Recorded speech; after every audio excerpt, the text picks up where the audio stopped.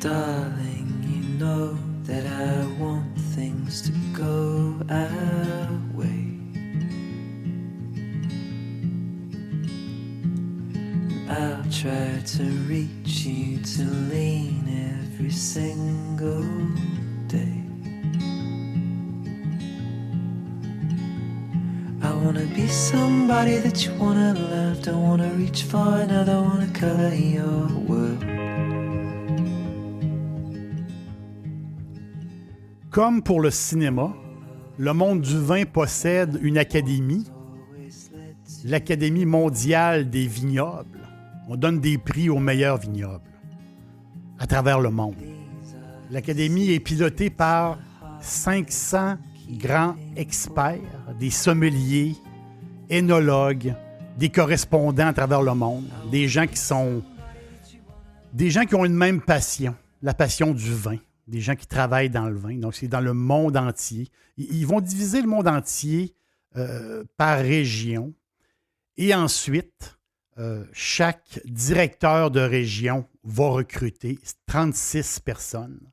Et ces personnes-là font une liste des meilleurs vignobles de l'année. Tous ceux qui votent ont visité les vignobles au cours des 2 dernières années. Donc, ils connaissent très, très bien les vignobles. Ils sont allés même des fois plusieurs fois. Et il y a des critères.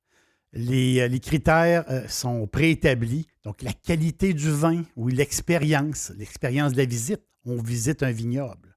On va sur place. Souvent, on va manger. On va déguster. On va prendre un verre de vin. L'ambiance aussi du vignoble. Tu sais, le rapport qualité-prix. Puis une question très simple. Est-ce qu'on peut recommander cet endroit à nos amis? C'est aussi simple que ça. Donc, il y a un listing qui s'est fait, qui se fait à chaque année sur les meilleurs vignobles. C'est un top 50. Donc, c'est les 50 meilleurs. Et le numéro 1, c'est la maison Zuccardi. Zuccardi, c'est dans la vallée de Uco, en Argentine. C'est tout à fait extraordinaire, là. On est à peu près à 1000 mètres d'altitude. On l'a vu sur les montagnes, sur les Andes. La maison Zuccardi, c'est un joyau architectural. C'est avec des salles de dégustation, un grand dôme d'acier. Et dans le sous-sol de la bâtisse, il y a des cuves en ciment et des salles de tonneaux à l'infini. C'est d'une beauté incroyable. Il y a un restaurant de classe mondiale. Si vous voulez voir, c'est zuccardiwines.com. Zuccardi avec 2 C. T'sais, eux, ils ont une bouteille tout à fait extraordinaire qui s'appelle Piedra Infinita, la pierre infinie. C'est un des vins les plus recherchés d'Argentine. Aussitôt qu'ils arrivent sur les tablettes, aussitôt partis, ils en font à peine 250 bouteilles par année. Le Piedra Infinita, il a été coté 98 par Parker. Imaginez-vous, il paraît que le vin, c'est incroyable. Et le restaurant s'appelle Pierre Infini. Donc, c'est le restaurant de Zuccardi. Moi, j'ai acheté une bouteille, je ne l'ai pas bu encore, et j'ai vraiment hâte de la boire, de la maison Zuccardi, c'est Polygonos. Polygonos, c'est un Cabernet Franc à 100%, qui est quand même coté 94, c'est chez Atkin. Donc, c'est un vin, qu'on peut se payer, et j'ai vraiment, vraiment hâte de goûter à ce Zuccardi. En deuxième position, des meilleurs, la Bodega Garzón. Garzón en Uruguay. En Uruguay, toujours en Amérique du Sud. Je vous invite sincèrement à écouter mon podcast nommé Tana.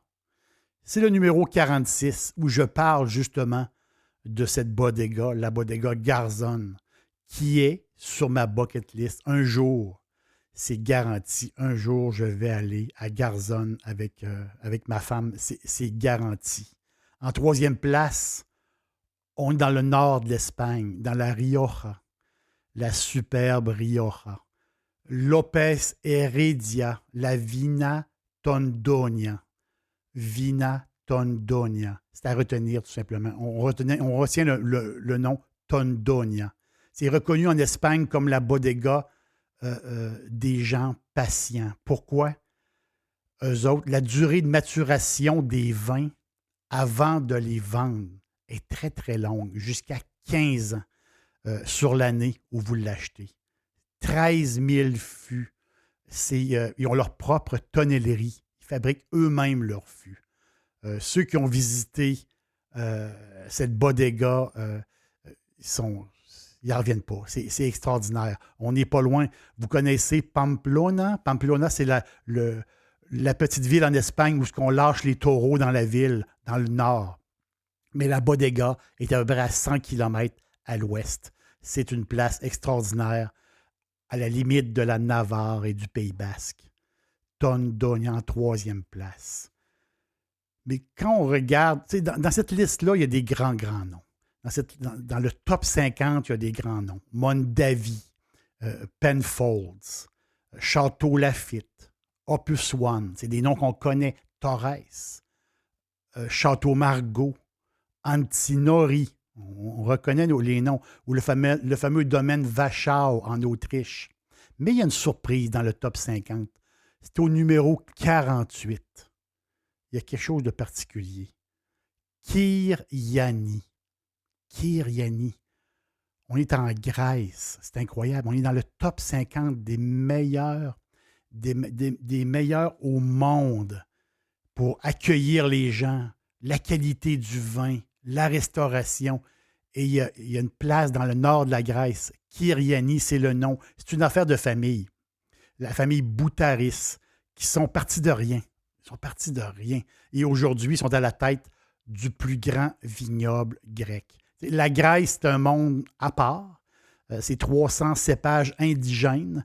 Puis il y en a une soixantaine qui sont commercialisés. La Grèce est maintenant, il faut le dire, la Grèce est maintenant sur la carte viticole. C'est 1300 domaines. Et c'est le double d'il y a 10 ans. Ça a doublé depuis 10 ans. C'est fou, c'est incroyable. Et 80% des entreprises ont moins de 20 ans. C'est tout jeune. Un pays millénaire, mais pour le vin, là, c'est tout jeune. Il y a un mélange de jeunesse et d'antiquité. Il y a beaucoup, beaucoup à découvrir en Grèce. Donc, Kyriani. On est situé au nord, près de la petite ville de Naoussa. On est au nord, en Macédoine grecque. On l'a vu sur le mont Vermion, le fameux mont Vermion où il y a du ski l'hiver. Et tout autour, il y a les vignobles. C'est superbe, c'est extraordinaire. Quelle région incroyable. Ils sont reconnus, eux autres, pour leur cépage typique, le Zinno Mavro. C'est un rouge noble, typique grec. Mais du côté des Blancs, moi, je vous le dis, j'ai été vraiment, vraiment charmé. Un blanc superbe, tout en jeunesse. C'est des pieds de vigne d'Assyrtiko.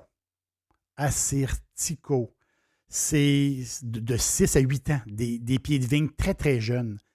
L'Assyrtiko, c'est un cépage millénaire cultivé partout en Grèce, mais est né à Santorini.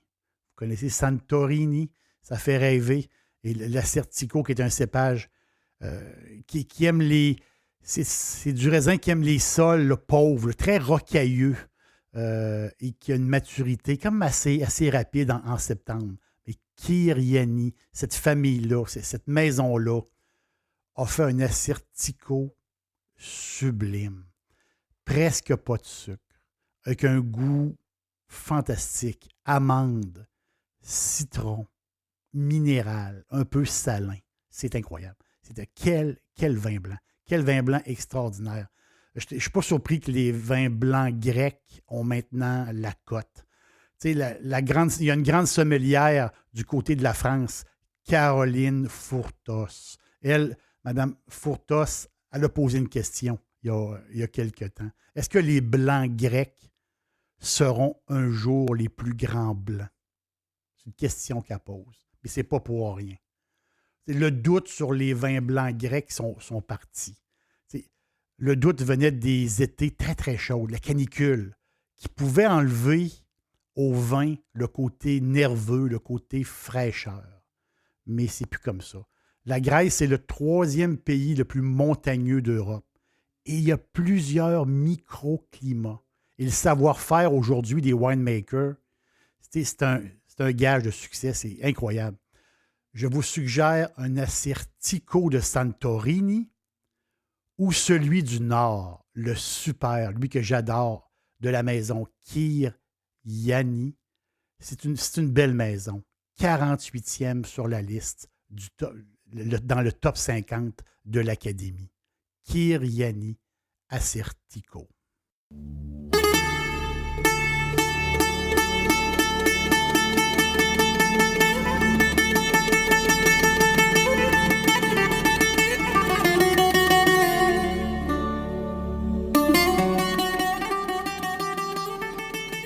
Selon la tradition grecque, le paradis sur terre se trouvait proche du mont Vermillon, dans le nord, près de Naoussa. Pour les voyageurs contemporains, on a le droit à 2 paradis. Ironiquement, il y a 2 Naoussa en Grèce. Il y a 2 villes qui s'appellent Naoussa. La première île dans le nord, la deuxième est sur l'île de Paros, en Méditerranée. Une station balnéaire tranquille, extraordinaire. On ne peut pas faire le choix entre 2 paradis. Moi, je prends les 2.